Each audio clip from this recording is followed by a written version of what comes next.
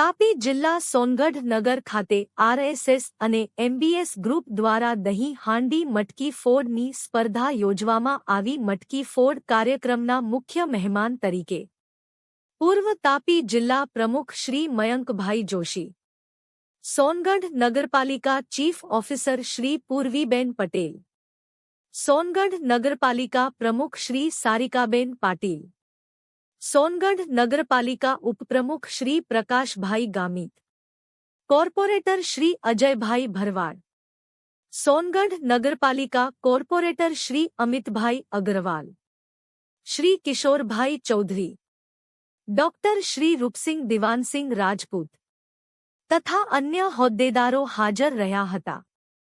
મટકી ફોડના કાર્યક્રમ સોનગઢની ઠાકર સેના ભરવાડ સમાજ દ્વારા ડીજે સાથે યાત્રા કાઢવામાં આવી હતી.